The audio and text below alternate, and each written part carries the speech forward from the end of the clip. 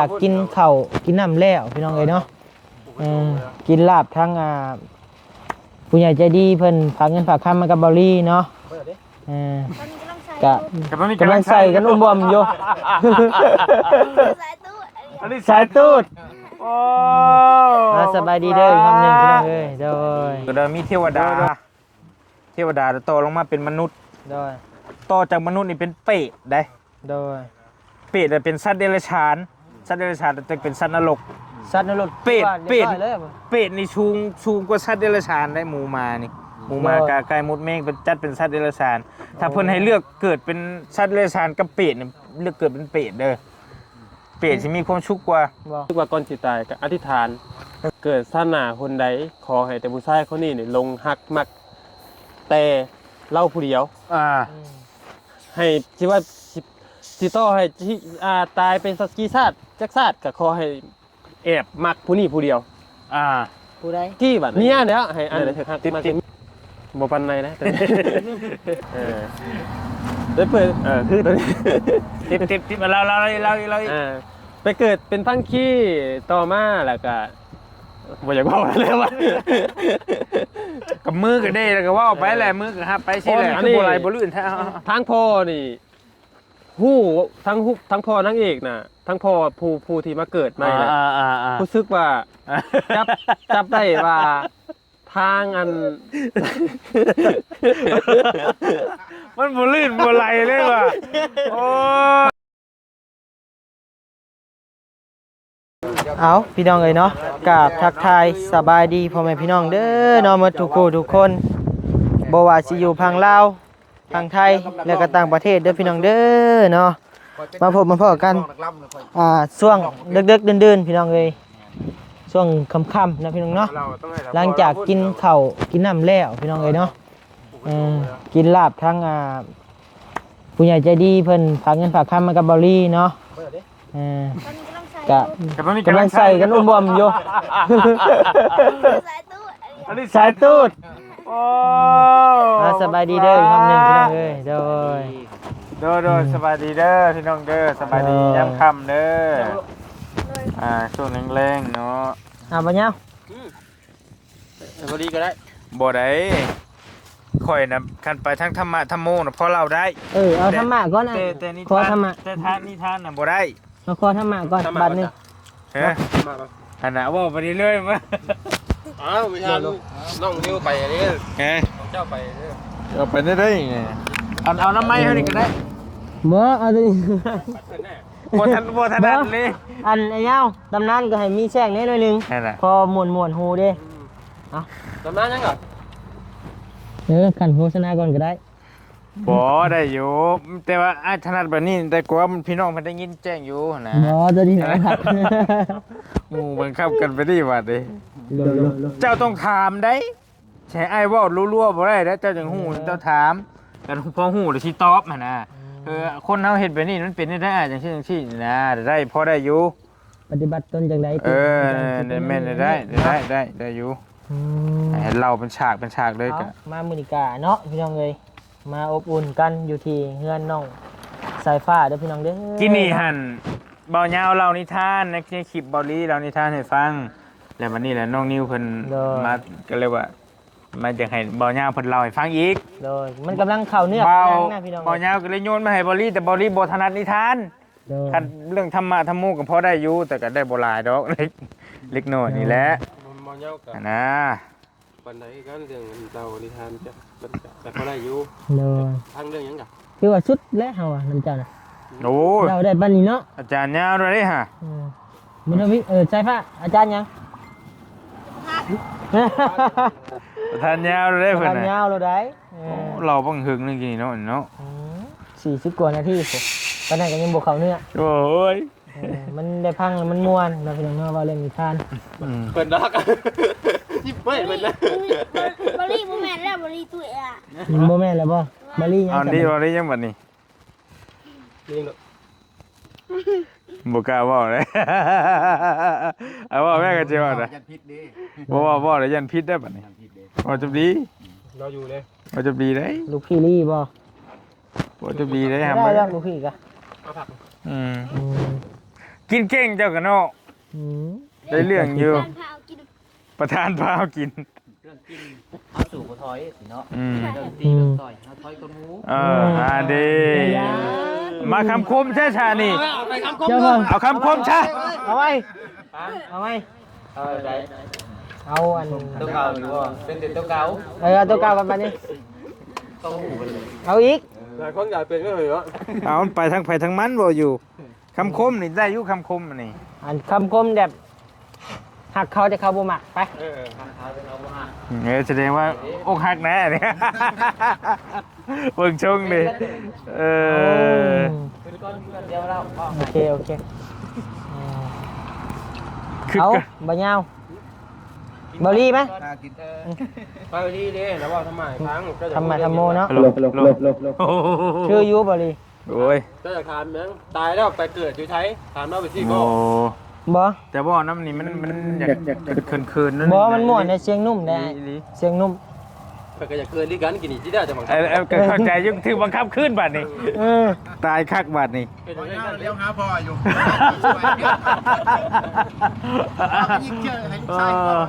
เอาเจะถาม มาพอไหมมา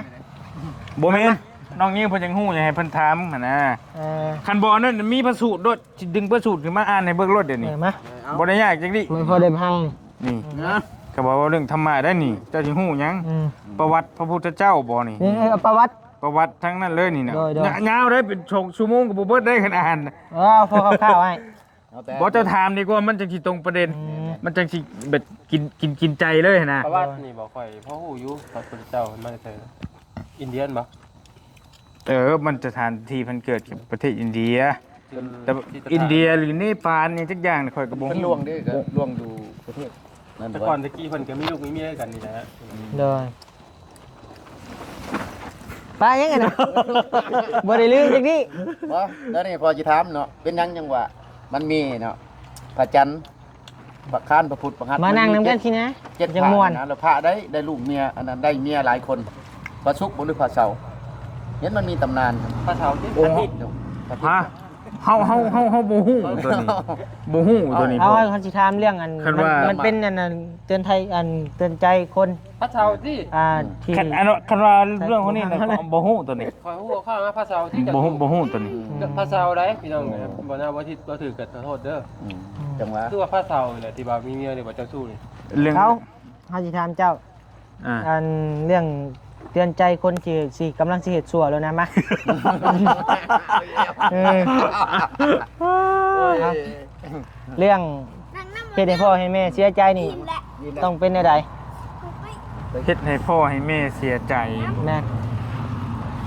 อืม อายุ แบบเสียใจแบบใดเลย บ่ได้ดังใจที่บอกสมมุติว่า บ่แบบ น้องนิ้วบ่หาข้าวให้กินเครียดหรือบ่มัน ก็บ่ตั้งใจเฮียนบ่เสียใจ ลูกไปอีเลเตนั่งแล้วนะสูบมาเกเรห้ามไปรถ หมายความว่าอย่างนั้น โดย เดี๋ยวอ้ายสิยกประสูตรมาให้เบิ่งรถเด้อ ได้ เอาง่ายๆ มันจังบ่ เพราะว่าเต็มอยู่ แม่ มันเขียนแม่น บ่แม่นขีดมันมีแอปอ่านรถได้ พุทธวจนะที่พระอาจารย์เพิ่นดึงมาไว้ให้เลย เบิ่งเพิ่นให้เฮาปฏิบัติตัวแม่แบบใดหั่นน่ะ ประมาณ มัน นั้น จะง่ายเลย อันนี้คำสอนของพระพุทธเจ้าเลยได้ตัวนี้เห็นได้ เอ่อเอ่อหน้าที่ใช่เดี๋ยวบุตร ใช่ไหม บุตรโอ้เอาอีกแล้วมันโมเมนต์เอาย่านตัวนี้ครับอันน่ะเพิ่นให้เฮาปฏิบัติต่อเมมันก็เด้อให้เฮาปฏิบัติต่อเมอันนี้คำสอนของพระพุทธเจ้าเลยนี่ เป็นยังดีเนาะ ยังไม่ได้หรอก เพิ่นบอกว่าเพิ่นเลี้ยงเฮาแล้วเดี๋ยวเฮาต้องเลี้ยงเพิ่น โดย ข้อที่หนึ่งแล้วก็เราจะทำกิจของท่านเป็นภาษาไทยเด้เวลามีกิจการงานอีหยังเฮาก็ต้องเฮ็ดแทนเพิ่นนะข้อที่หนึ่งนี่คือท่านเลี้ยงเราแล้วเราจะเลี้ยงท่านข้อที่สองนี่เราจะทำกิจของท่านข้อที่สามนี่เราจะดำรงวงศ์สกุลข้อที่สี่นี่เราจะปฏิบัติตนเป็นทายาทข้อที่ห้าเนี่ยเมื่อท่านทำกาละล่วงลับไปแล้ว เราจะกระทำทักษิณาอุทิศท่าน มีหาโขสำนีได้ เท่านี้ แม่นที่เพิ่นให้ปฏิบัติต่อแม่หั่นนะเพิ่นว่าไงภาษาลาวเฮานี่ก็เพิ่นเลี้ยงเฮาแล้วเฮาต้องเลี้ยงเพิ่น โดย เฮาจะเฮ็ดกิจแทนเพิ่นเฮาจักหยังดำรงวงศกุลไว้แล้วจักเฮาจักปฏิบัติตนเป็นทายาทถ้าเพิ่นตายไปแล้วเฮาทำบุญอุทิศให้เพิ่น โดย นะแต่ว่ารายละเอียดลึกๆมันก็มีอยู่ ได้ ให้เป็นคน เบิ่งอยู่ อ่อนน้อมถ่อมตนนี่แหละเป็นหลัก ได้ เนาะเพิ่นก็ เด้ ให้ ยาวมานั่งเพิ่นก่อน ให้ฟังเชื่อพ่อแม่นี่แหละกับประมาณนี้แหละหลัก ของน้ำกันแป๊บนึงนี่มานั่งน้ำ โดยเอาเรื่องนี้ซะบัดนี้ บ่อันที่จะเว้าที่นี่นั่นอันพ่อแม่เฮ็ดให้พ่อแม่เสียใจแม่นบ่ แม่น อันเพิ่นอันที่อันนี้มันรายละเอียดนะนี่มันก็บ่ง่ายนี่ข้อหนึงนี่ก็เพิ่นเลี้ยงเฮาแล้วเฮาต้องเลี้ยงเพิ่นนี่ก็บ่ได้ง่ายได ๆหลายเติบเลยเนาะ เอารายละเอียดลึกว่านี่เฮาเลี้ยงชำใดบัดนี้ แม่ เฮาเลี้ยงพ่อแม่หั่นนะ อืม เลี้ยงคำว่าเลี้ยงนี่มันก็ต้องเบิ่งแย่งเพิ่นเทคแคร์เพิ่นหั่นแหละ แม่นแล้ว บ่เฮ็ดให้เพิ่นเสียมุกเสีย เป็นเรื่องบุญบาป เรื่อง บ่ เรื่องศีลหาไอ้ว่าคืนนี้จ้ะ บุญบาปบ่ บุญบาปก็แม่นเรื่องปฏิบัติศีลหา ก็อยากฟังตัวใดพ่อเพิ่งล้มนะผู้สาว ถามพ่อแล้วก็ได้พ่อเราเฮงฮู้แล้วเราผ่านราตรีมาก่อน บ่ฮู้ปานใดเด้อ เฮารุ่นลูกรุ่นหลานนี่ก็ฮู้บ่หลายอ้ายก็ได้ ของกินบ่กินมันเน่า ของเก่าบ่เล่ามันลืม มันลืม บ่เล่ามาแล้วลืม อันนี้ก็ฮู้บ่หลายดอก แม่น ซ้ำฮู้มาแหล้ว ดีมุกดีใจเพราะว่าเป็นตำนานนิทานตอนแรงที่ว่า โดย ให้คนที่ว่า มาห้ามมานั่งพัก ให้ฮู้ให้เห็นหั่นนะ โดย โดย ตัวอย่างเนี่ยพอจะเว้าแต่ต้นฉบับเนาะแต่พอเฮียนแต่ข่าวสมัยตะกี้เขียนหนังสือเนาะส่งไปสมุดเขียนพาผู้สาวก็ส่งสิช่องไปเพื่อสิฮอดก็ครึ่งถ่ายอยู่ได้ครึ่งถ่ายไปได้ถ่ายผู้สาวมาตอบว่าสิตอบได้บ่ว่านั่นนี่หั่นนะคอยหักเจ้านั่นนี่ก็เขียนเช่น หนังสือแล้วไปแล้วเทื่อผู้สาวบ่ทันได้อ่านนี่ผู้อื่นผู้ละอ่านหนังเทื่อจักเขาส่งบ่ส่งผู้อื่นตอบก็มีบัดเดี๋ยวนี้มันมีโทรศัพท์มันทันสมัยมีแต่เขียนใส่เขียนใส่แล้วก็ส่งทันใจบัดนี่หนังเทื่อยกตัวอย่างเนาะคืออันนั้นน่ะน้องนิวนี่ผู้สาวมาอ่อนซะหรือว่าบ่ตอบก็น้อยใจแล้วเฮ็ดหยังอยู่นะว่ายกโป้3เทื่อเครียดเลยคันเขาบ่ตอบบ่ตอบมาดีใจมักเลยได้ ตอนนี้ฮอดผู้สาวได้ตอนนี้เนาะ บ่เรื่องจดหมายอันนี้หั่นนะเดี๋ยวนี้จดหมายทันสมัยเขาเว้าว่าจดหมายทางอากาศ เลย ผมจะเว้ากันแต่เก่าเขียนนั่นเขียนนั่นนี่เต็ม2-3ฉบับและส่งไปหาเขาเพื่อเขาตอบมึงจะผู้เป็นหนังสือบ่ แล้วเจ้าจะสิยกเรื่องหยังขึ้นมาให้เราสุภาพ ยก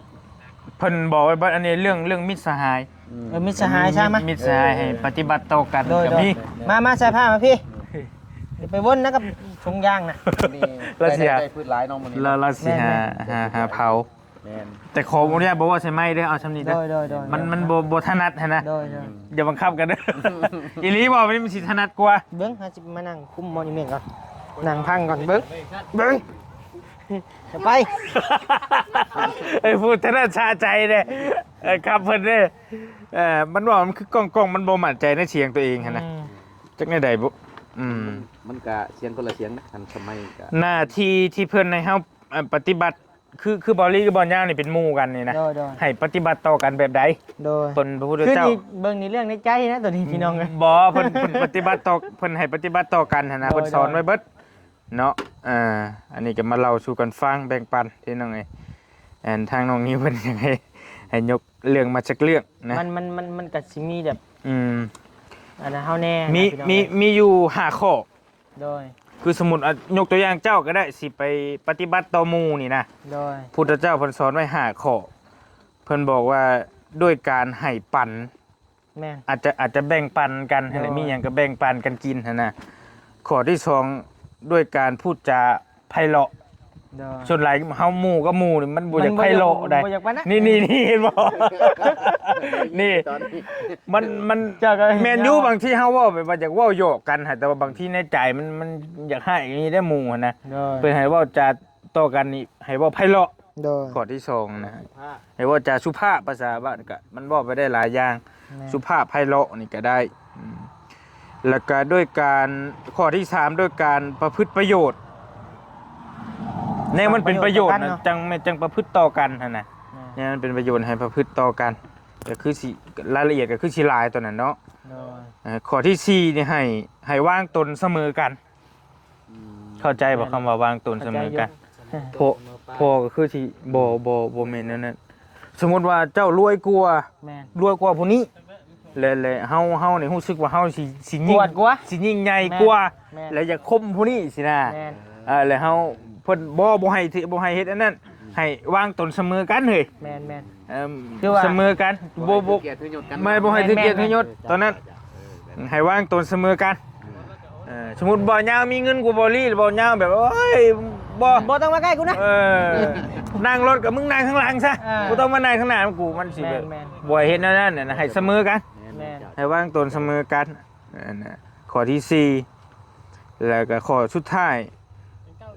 ด้วยการบ่กล่าวคำอันเป็นเครื่องให้แตกกัน โดย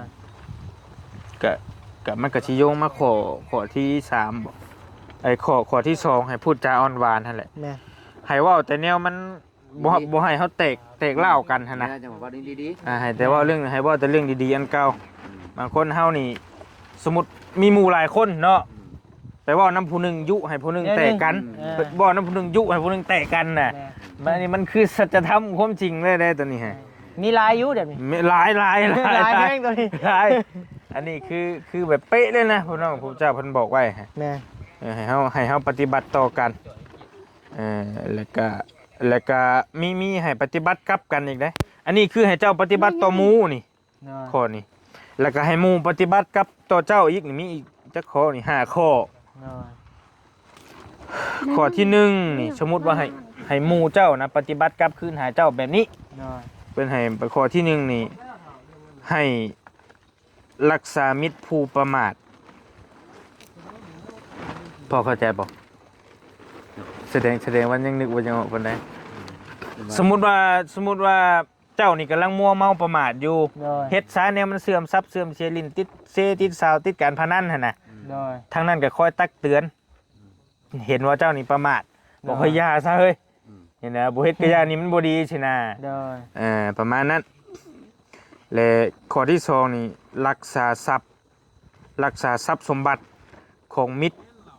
ผู้ประมาท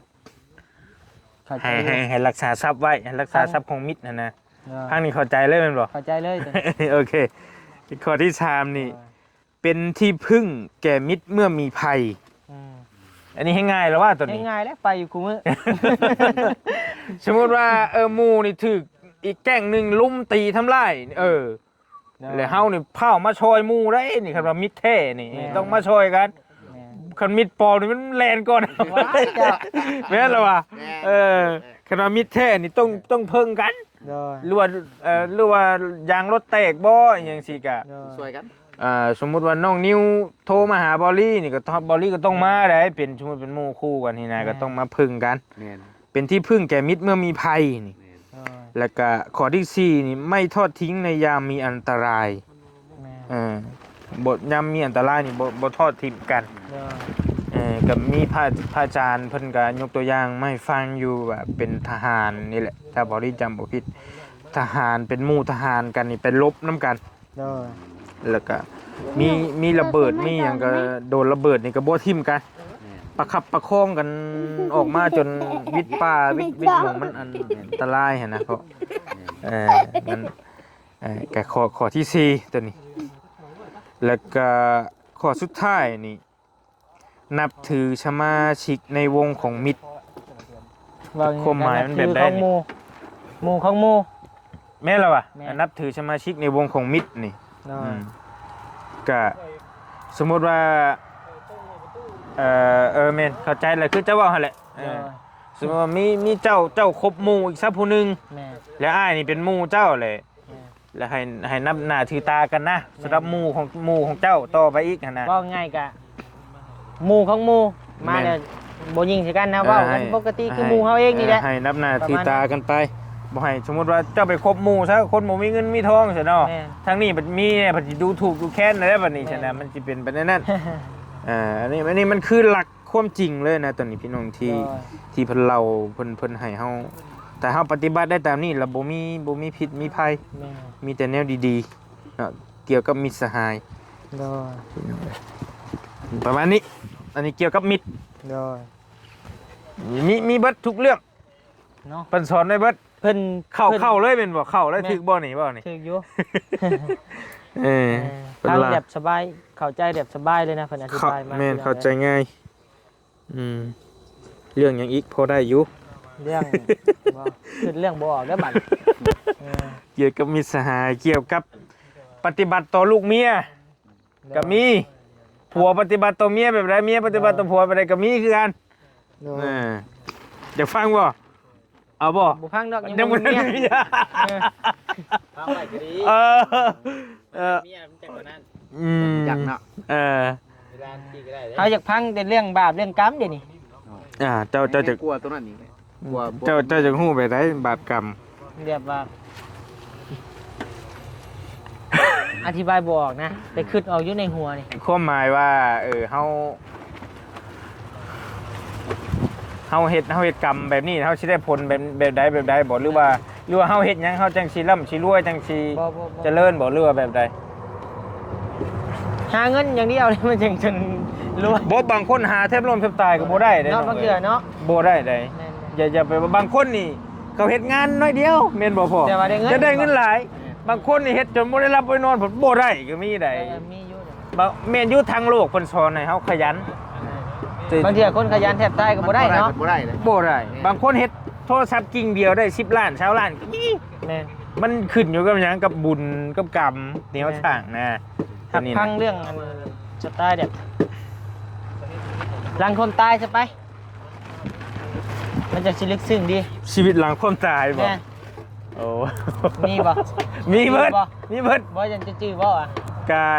ก็ได้อยู่ มา เออมันชีวิตหลังความตายแล้วมันต้องถามว่าเฮาเฮ็ดหยังไว้ในชาตินี้เฮ็ดหยังไว้หลายกว่าหมู่นะมันเว้ากันจ้า เว้า ๆ เรื่อง เนาะ เดี ได้ ยวฆ่าสัตว์ตัดชีวิต อืม กดโกง นั่นนี่ พูดแล้วไปหาโยมบาลพูดแล้ว มันง่ายโพ อัน ด นี้เรื่องจริงได้ มันง่ายโพด อีหลี คือตุเลย อืมเอ้ามันเฮ็ดแต่บาปหลายมันก็ไป เนาะมัน ตกนรกมุกใหม่ไปพูดแล้วโดย คติในโลกนี่พระเจ้าเพิ่นบอกมีหาภพบ่ โดย มีเบิ่งก็ได้มีเทวดาต่อลงมาเป็นมนุษย์ โดย ต่อจากมนุษย์นี่เป็นเปรตได้ โดย เปรตน่ะเป็นสัตว์เดรัจฉานจะเป็นสัตว์นรก สัตว์นรก เป็ด ว่ารียบร้อยเลยบ่ เปรตนี่ชูงกว่าสัตว์เดรัจฉานได้หมูมานี่หมูมา โอ้ย กาไก่มดแมงเป็นจัดเป็นสัตว์เดรัจฉานถ้าเพิ่นให้เลือกเกิดเป็นสัตว์เดรัจฉานกับเปรตเนี่ยเลือกเกิดเป็นเปรตเด้อเปรตสิมีความสุขกว่า บ่ผมคิดได้ เอามันสิบ่ทารุณเหมือนอันนี้นะมันสิความทุกข์มันสิน้อยกว่าได้ อืม ความทุกข์มันสิน้อยกว่า คือเดี๋ยวว่าหลังความตายนี่มันเพิ่นให้เลือกบ่ไอ้ลี บ่แม่นให้เลือกมันอยู่ตามบุญกรรมที่เฮาสร้างไปไว้เนาะพ่อแม่นอืม มันเพื่อเป็นหยังเพิ่นยังว่าให้สร้างบุญกุศลเหมือนเพื่อ เจ้า เพื่อไว้ เจ้า ตายไปแล้วตัวอย่างคือลูกคือเต้าเป็นบวชน้ำพ่อน้ำแม่กันเพิ่นว่ายังจุงผ้าเหลืองนั่นน่ะนี่อาศัยไปน้ำลูกนั้นเพิ่นเว้าดอกพาพ่อแม่ดอกพาเว้าจัง เจ้า เฮากะน้ำใส่แบบนั้น บ่เฮามักได้ยินกันว่าเปรตนี่มันสิเปรตนี่สินักกว่าสัตว์เดรัจฉานนี่แต่ว่าบ่แม่นเด้ตามหลักเพิ่นว่าอันเปรตนี่อยู่ติดกับเฮานี่เด้ โดย เปรต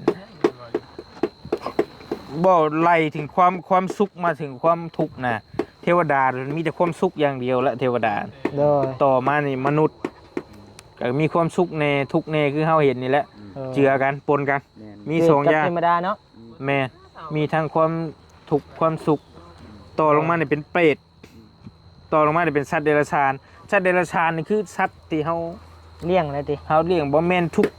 อย่างนี่แห สั ละ ตว์เลยเนาะ ใส่เบิดเป็น มัน ถ้าเราใส่เบิด เป็นสัตว์นาคนี่ก็เป็นสัตว์เดรัจฉานได้พระเจ้าเพิ่นว่าไว้ได้ที่เฮาบูชากราบไหว้อยู่นี่นะ พญานาคบอก แม่นนาคนี่ก็เป็นสัตว์เดรัจฉานคือกันมันทุกข์ทรมานซำใดเจ้าไปเบิ่งสารคดีมันกินกันเคี่ยวกันเห็น เบิ่ง บ่ อยู่เบิ่งอยู่ บ่มันความทุกข์ซำใดพอว่ะ แม่น โดย เห็นบอกเขาเจ้าเอาสัตว์ไปทารุณน่ะ โดย เอาลงกระทะนี่มันดิ้นเนี่ยนะความทุกข์ หมูหมาบ่ ความทุกข์แม่ความทุกข์มัน เห็นอยู่ บ่ได้เป็นง่ายนะแต่เปรตมันสิมีความทุกข์หน่อยกว่าหัน มันสิเลาะดิ แต่ว่าปักลงไปสัตว์นรกก็ทุกข์อย่างเดียวเลย โดย บ่มีความสุขเลย คือว่าเฮ็ดบาปแห้งแล้วตัวนั้นเนาะ แม่นบาปนักแหละบาปนักแล้วก็ขึ้นมาเนี่ยแล้วก็ตายเกิดแต่ว่าก็ขึ้นมาเนี่ยนะตอนนั้นทุกสรรพสิ่งในโลกนี่ตายเทวดาก็ตายได้ โดย เทวดาก็ตายสัตว์ตายคือเฮานี่แหละ โดย แต่ว่าอายุเพิ่นน่ะสิอายุยืนเทวดา โดย กับพ่อฮู้อยู่ แต่ว่าหลักคือพระพุทธเจ้าเพิ่นเกิดมานี่เพิ่นมาสอนให้เฮานี่บ่ให้สอนให้เฮานี่เข้าสู่พระนิพพานที่เฮาสิมักได้ยินกันอยู่ดอก โดย บ่ให้เฮาเกิ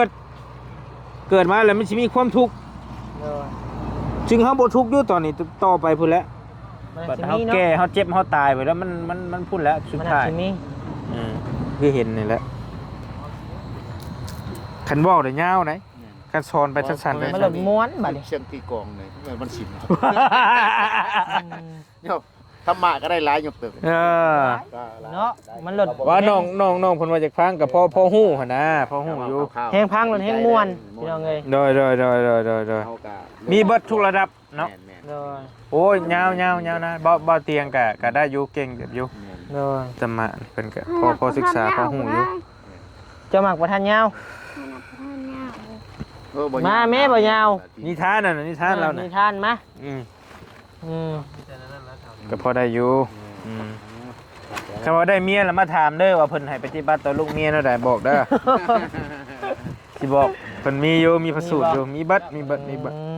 มาพังนิทานก่อนบัดนี้พี่น้องเอ้ยเนาะ ให้บัญญัติมาเล่านิทานบัดนี้เนาะนิทานซะ นี่แล้วยาว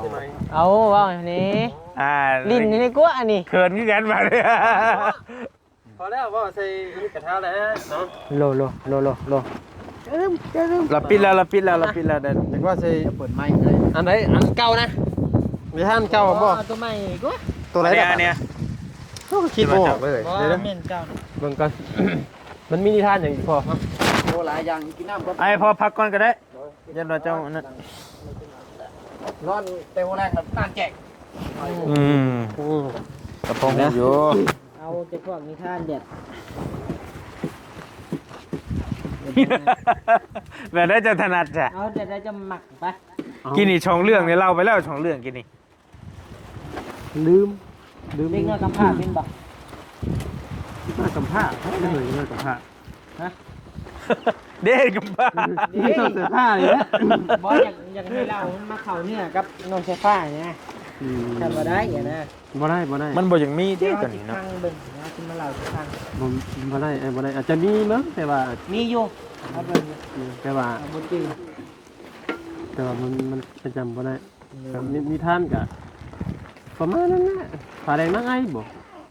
มาลงดูผ่าได้ไหมไอ้ ยาวอยู่ได้นี่กะ เอามาเนาะหานี่กว่า แต่ว่าบ่ว่า นี่ไม่นี่ก็ได้แล้วนี่เนาะ อย่าแล้วให้เราบอกมันนั่นแหละมันจังสะดวกดีไอ้ก็คือกัน ผาแด เดี๋ยว ง เราชูบกันก็ได้ จุ๊บพ่อจ้ะ ผาแดงนั่งไงบ่น้องเอ้ยบ่กะบ่ค่อยฮู้เนื้อในมันปานใดเด้มันสลับซับซ้อนเด้ตามที่ ให้ฮู้มาน่ะตามที่เบิ่งก็มีละครมันเด่นในเบิ่งอยู่เด้ผาแดงนั่งไงที่นาคีนี่ หยังก็ฟังคีอันนี้กะ หน้าต่างหากก็หลุดจะนาเนาะ รถจะหน้านั่นคืองอป้าน่ะ อ๋อ ต่างหากเอางอป้าบ่ซะ บ่ คือเพิ่นสิทันอยู่ดอกหลายคู่หลายคนก็เบิ่งทันอยู่ เบิ่งแยงเลย รถจะหน้านี่เป็นงอป้าแล้วก็ บ่ ฮะ เอาตัวนั้น อยากนอนเลย นอนแทบบ่ ตั้งไอ้บ่ โดย ตัวนั่งตั้งไอ้ผาแดงนั่งไอ้นี่ก็คือย้อนไปได้ผ้าหลายปีก็คือ มันสลับซับซ้อนกันก็คือพังคีนี่เป็นพญานาคเนาะ ก่อนสิมาเป็นพญานาคนี่รู้สึกว่าเป็นอันว่าคนใบ้มาก่อนเป็นคนใบ้มาก่อนแล้วก็คล้ายๆเป็นคนใบ้ไปครับ ไปเฮ็ดเบียกอยู่ในเฮือนเพิ่นเอิ้นว่าหยังก็ไปเฮ็ดเบียกอยู่นำแต่ก่อนตะกี้น่ะ เอาให้แม่งข้ามนี่เลย เพิ่นสิแบบมันเป็นทาสกันเด้ตะกี้เนาะมีเจ้านายเป็นทาสกันเด้ที่ไปเฮ็ดเบียกอยู่ในพระองค์นั่นพระองค์นี่ซะนำพอนางเอกแต่ว่านายใบ้น่ะเป็นคนที่ขยันเอาเบียกเอางานสู้แต่เว้าบ่ได้ ทางพ่อแม่คำกองบ่ตอนนั้นนะซื้อคำกองบ่ทางนั้นนะ อ๋อ ในใบเพิ่นนะ เออ ส่วน ในใบนี่ซื้อหยังก็ในคอนเพิ่นก็บอกอยู่เด้จักซื้อหยังน่าก็ลืมเด้แล้วก็ รู้สึกว่าพ่อแม่ก็เลยยุกลูกสาวนี่ให้โดยบ่ฮู้ซ้ํว่านายผู้เป็นใบน่ะบ่ได้มักอันนี้เล่าแต่ต้นๆเลยเด้ที่ว่าอันนี้ที่ส่วนตัวบ่ยาวฮู้มาได้พี่น้องเนาะบ่ฮู้ซ้ํว่าลูกสาวน่ะจักมักบ่มักคนที่เป็นใบนั้นบัดลูกสาวน่ะแต่ลูกสาวน่ะมักแต่ว่าหมอที่ว่าเป็นใบน่ะ บ่มัก จักมักบ่มักแล้วคนแบบสติสตังค์บ่ค่อยปานใดเด้บ่ฮู้กันนั่นแหละก็เลยตกลงปรงใจแต่งงานกันแล้วก็มีอยู่วันหนึงแหละพ่อแม่ก็เลยแต่งงานกันให้เรียบร้อยแล้วก็มีอยู่มื้อนึงให้ทางลูกสาวกับลูกเขยนี่เมื่อเยี่ยมยามพ่อแม่ของผู้ที่เป็นผัวก็เลยพากันเมื่อกะพ่อแม่ก็ได้ห่อข้าวให้ห่อน้ำให้อยู่มามื้อนึงบัดนี้ ข้าวน้ำที่พ่อแม่ให้หาให้มันเบิดผู้ที่ผัวเป็นใบ้น่ะก็บ่ได้สนใจลูกใจเมียแหละเพราะนั้นมันพี่บ้าเนาะสติสตังค์บ่ดีเลยจักที่ว่าเป็นตายจังได๋ก็บ่ได้สนใจแล้วสิย่างไปน้ำในก็สิกินก็ได้แต่เจ้าแหละเนาะก็เลย เบิดข้าวเบิดเอาเสบียงพ่อแม่อันเอาให้แหละก็เลยไปเห็นกกหมักเรือแล้วก็ ไปเห็นก๊กหมักเรือที่นี่พอเห็นก๊กหมักเรือปุ๊บผัวน่ะขึ้นไปกินแต่บ่ให้เมียกินซ้ำบ่เอาหมักเรือลงให้เมียกินนะพอเจ้าของกินแล้วบัดลงไปเลยบ่ลงให้แล้วก็ไปตามเพลงมันนั่นแหละมานี่ทั้งเมียก็เลยตะเกียกตะกาย ต้องมานั่งพังสิ ทั้งเมียเนี่ยก็เลยตะเกียกตะกายเขาบื้นขึ้นไปกินแต่ผ้าต้องมานั่งพี่แต่ผ้า เบิ้นขึ้นไปกินก็ไปกินหมักเลือดหมอยมันเจ็บก้นกว่ามันว่าคือได้นี่บางมุมกว้างคันแหละนั่งพังนี่เฮาเป็นกาบะอิ่มเนาะกาบะอิ่มแล้วก็เมียก็เลยแต่ว่าในละครเพิ่นอาจสิเล่นมีสีสันขึ้นจักหน่อยนี่แต่ว่าเนื้อหามันดีน่ะคือรู้สึกว่าทางผู้เป็นเมียน่ะบ่ได้กินหยังเลยบ่เอาหยังวะรู้สึกว่าทั้งผู้เป็นเมียน่ะบ่ได้กินแต่ว่าในเนื้อหาละครที่เพิ่นเอามาเล่นเนี่ยเพิ่นสิให้เพิ่มสีสันขึ้นซื่อเรื่องจริงมันน่ะรู้สึกว่าเมียน่ะบ่ได้กินพอที่นี่ล่ะไปก่อนแล้วก็รู้สึกว่า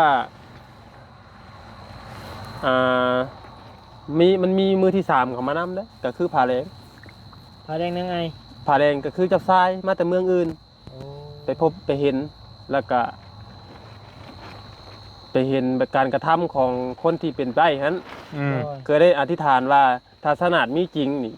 ข่อยขอปกป้องเจ้าเด้อผู้หญิงคนนี้ข่อยขอปกป้องเจ้าตลอดไปเด้อก็ได้คำแดงอธิษฐาน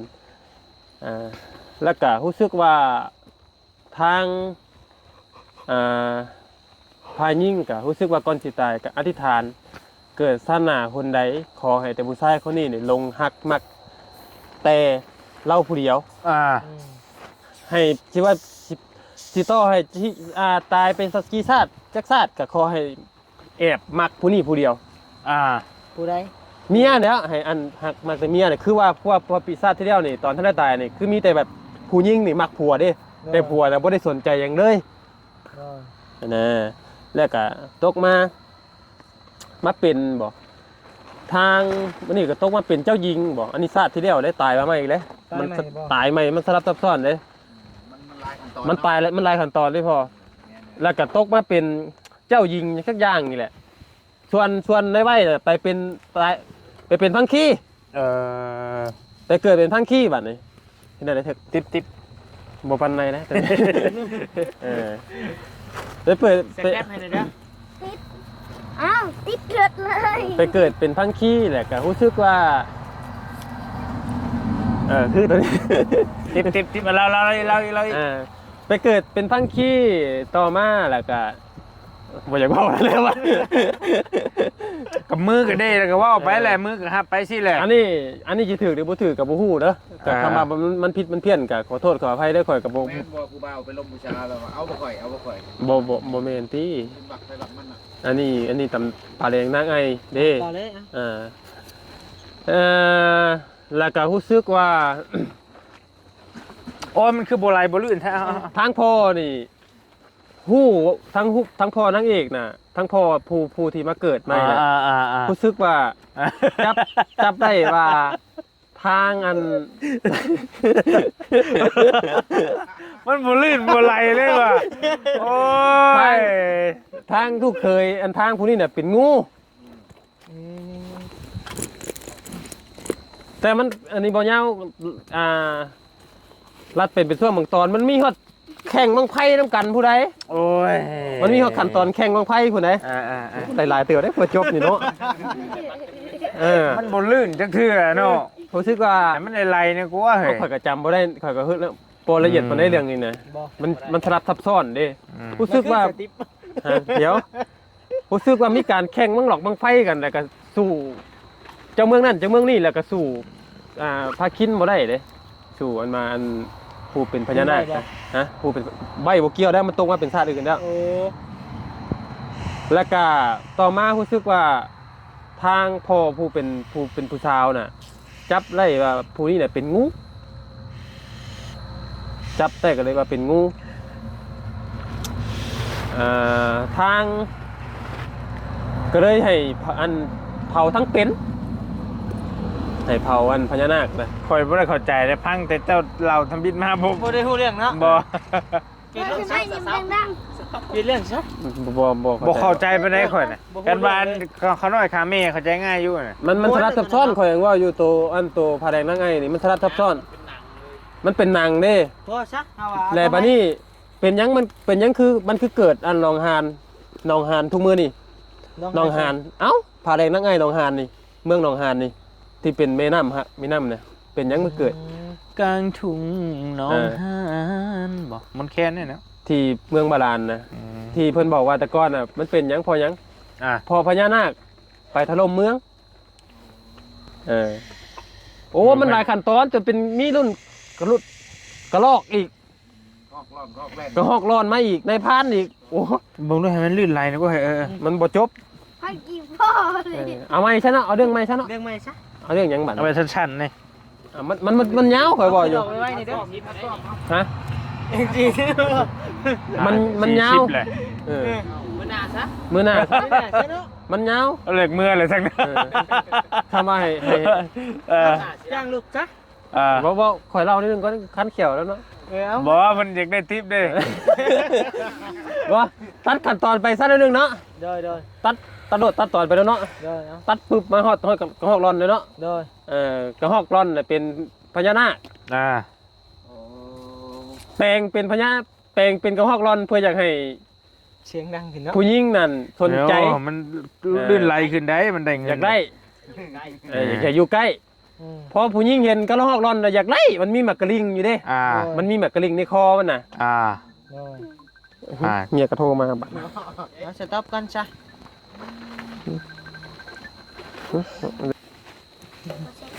มาเปิดเลยบ่ว่าถึงอันนี้เนาะ ร้อย คักอันนี้ บ่ต่ำกว่าประมาณ20กว่าล้านได้30ล้านเพราะว่าเรานำมาตลอดเลยเด้ เฮาก็นำอยู่ตอนน่ะ ชูนดื้อ เตือนนั้นไม่ไหวยาว มาเอาต่อเลยเปิดเลยตุบี้ ต่อเนาะ น้องโทรมานิดนึงกี่นี่พอแล้วเนาะ อะไรแล้ว มันยาวอย่างเงี้ยอยู่ยาวจนเจ้า หน้าเนาะพี่น้องเนาะ จนผู้พังน่ะบ่เข้าใจ มันยาวมันสลับซับ เรา ซ้อ ไม่ น เข้า เด้ ใจได้นี่ เบิ่งหนังแท้ๆมันเรียกเข้าใจ เข้าใจอยู่ไง เอ้า ได้เข้าใจเลย บัดนี้ บ่กันเดี๋ยวนั้น เพราะว่ามันสลับซับซ้อนสุดท้ายก็โอ้ลานมันโดนคำสาปคำอย่างลานนะย่างทางเจ้าเมืองน่ะตายบ่ได้เกิดเป็นคำสาปของพญานาคเมียของพญานาคอีกตูอันเป็นของพ่อพญานาคอีกสาบบ่ให้พูดได้เกิดนะเพราะว่าขาลูก เมื่ เรา อไร เลย เลย เพราะว่าขาลูกเราดิ เอาโพดโบใหญ่บ่ให้แล้วใหญ่มันเล่าบ่เป็นเรื่องเป็นเล่าปานใด ทีแรก จ้าจ้ะ อืม เอาเนาะพี่น้องเนาะเวลาก็พอสมควรแล้ว มัน พี่น้องเอ้ย บดชิบปลายพันผูก โทนว่า ห่าน เป็นหยังก็เกิดเป็นหนองหานเนาะเอาสั้นๆซะเนาะ โดย เออ อยากจกอยู่ อันตัวที่เกิดเป็นหนองหานนะเพราะว่าง่ายๆคือ มนุษย์นะไปฆ่าพญานาค อืม แปลงเป็นกระหอกร้อนนี่เลยไปยิงเขา นี่เรียนเอาบ่ เอา ง่ายเด้ เออ ปานได้ไปไทยบ่เคยค่อยเห็นได้ไป ก็เลยที่นี่ก็เลยอันพญานาคก็เลยอยากให้ อ่า ที่ไปฆ่าลูกเราดิ อ่า ไผก็เลยอันผู้ที่ว่าเมืองบ่ได้จมน่ะมีแต่เมืองร้อนใหม่ โดย ๆบ่ได้ล่มจมนะเพราะว่าใหม่ๆบ่ได้กิน โอ้ คิดกับฮอดร้อนเด้ เฮาเบิ่งอยู่นิทานเรื่องนี้ อ่า น้ำท่วมเฮือนใหม่ๆบ่เป็นหยัง บ่ได้ท่วมเพราะว่าอัน คนละเรื่องแล้วจ้ะ น้ำบ่ได้ท่วม ไปคนละทีบแล้วจ้ะ น้ำบ่ได้ท่วมอันเฮือนใหม่ๆร้อนใหม่ๆเพราะว่าบ่ได้กินเนื้อของหอกร้อน อ่าน อกเหนือจากนั้นน่ะคือกินเนื้อของหอกร้อน อื คน ม ละเรื่อง เออ โตเฮาอันเบิ่งเฮียกินอันนั้น กินปลาหยังก็ ต่างดิ ปลาแซลมอนบ่ เออ ลูกพญานาค ลูกปลาให้ยาก อันนั้นมันนาคีตัวนั้นพุ่นนั่น ได้ น่ะ บ่ เออ คนละอย่าง เอาเช้า อันนั้นมันนาคีพุ่น มาคนละ พอแล้ว 50แล้วนี่พอได้ไป พอบ่ จะเอาไหม มื้อหน้าเอาไหมเนาะ แล้วเนาะพี่น้องเนาะวันนี้ก็สิได้ลำลาพาจากเพียงซะนี้เด้อพี่น้องเอ้ยเนาะมื้อนี้ก็ม่วนซื่นโดย ตอนนี้นั่นมีได้สารนั่นว่า โอ้ยพอแล้ว ตัวหอกร้อนกับนายพรานน่ะมีได้ไปเบิ่งรถอยู่จังหวัดอีสานเฮานี่แหละน้องคายบ่เพิ่นบอก มันได้บัตรเต็มเงิน2ใบนะ มันเลย อ๋อไอ้ข้อหมายสำเนียงอันคนอื่นเนี่ยวะคำศัพท์ใส่คำว่าเงินนี่มันได้เติมเงินได้2ใบแล้วนะ มันได้2ใบแล้ว เจ้าบ่ได้หมายถึงเจ้า อืม แต่ว่าเงินนี้มันได้บัตรเติมเงิน2ใบแล้ว ๆน้อยๆเอ้าพี่ เอา น้อง พี่น้องเอ้ยลำลาพาจากเพียงซะนี้เด้อเนาะ เรื่องราวของน้องนิวนี่สิซับซ้อนนิดนึงเพราะว่ามันสลับซับซ้อนต่อให้ เรื่องราวของน้องนิว บ่อันต่อให้ผู้จักเรื่องแต่ต้นดีก็มันสลับซับซ้อนเรื่องนี้นะ มันจังสิพังเข้าใจแน่เนาะ มันชาติต่อชาติเกิดชาติต่อชาติอยู่เด้ โดย มันบ่แม่นว่าชาติเดียวเด้ แต่ลูกฮอดเลน แม่นแต่ดูโคตรเลนจนแบบอีปู่อีย่าฮู้นั่นน่ะเป็นหยังคือมีหนองหานคู่มือนี่ก็คือพญานาคถล่มเมืองเด้ โอ้มันบ่ไหลบ่ลื่นเนาะเอานี่วัดหัวมันซะ เอาบ๊ายบายเด้อพี่น้องเด้ออยู่ดีมีแฮงเด้อเด้อ เว้ย 50แล้ว